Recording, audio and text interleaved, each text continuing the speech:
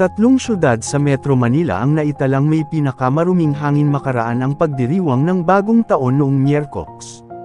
Ayon sa monitoring ng Environment Management Bureau ng Department of Environment and Natural Resources, DENR, ang tatlong syudad na may pinakamaruming hangin ay ang Makati, Pasay at Taguig.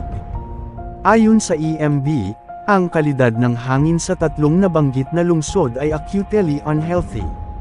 Naitala naman ang mahusay na kalidad ng hangin sa Parañaque. Hindi naitala ang kalagayan ng hangin sa iba pang lungsod dahil inaayos pa umano ang monitoring station. Kung naisaayos ang monitoring stations ng DENR sa buong Metro Manila, tiyak na lalabas na halos lahat ay unhealthy ang hangin dahil sa dami ng mga nagpaputok sa pagsalubong sa bagong taon. Halos wala nang makita sa papawiran dahil sa kapal ng usok mula sa paputok. Nadagdagan ng malaki ang nakal-alasong usok sa papawiran ng mga lungsod sa Metro Manila. Ang pagkapulot ng Metro Manila na lumala pa dahil sa dami ng mga pinaputok noong Miyerkules ay sapat na para lubusang ipagbawal ng tuluyan ang mga malalakas na paputok. Sa kabila na bawal ang mga paputok na kinabibilangan ng Judas Belt, Goodbye Philippines, Plapla, Piccolo, 5-star at iba pang malalakas na paputok, marami pa rin ang lumabag. Hindi masawota ang paggawa at pagbebenta ng mga paputok. Sa nakaraang New Year celebration, naging talamak ang bentahan online ng paputok.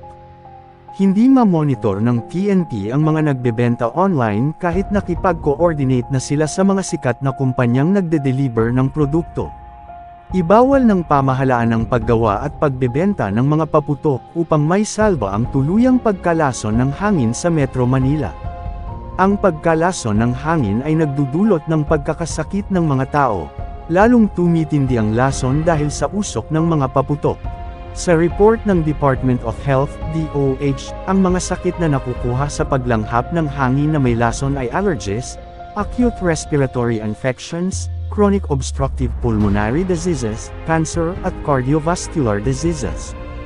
Ayon sa report, 120,000 Pilipino taon-taon ang namamatay dahil sa paglanghap ng maruming hangin.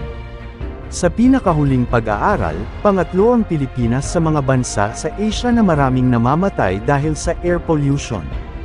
Gumawa ng hakbang ang pamahalaan para lubusang may pagbawal ang paggawa at pagbebenta ng paputok sa buong bansa. Ibawal ito upang may salba ang hangin sa Metro Manila. Kung sa ibang lungsod sa bansa ay bawal ang pagpapaputok, bakit hindi magawa sa Metro Manila?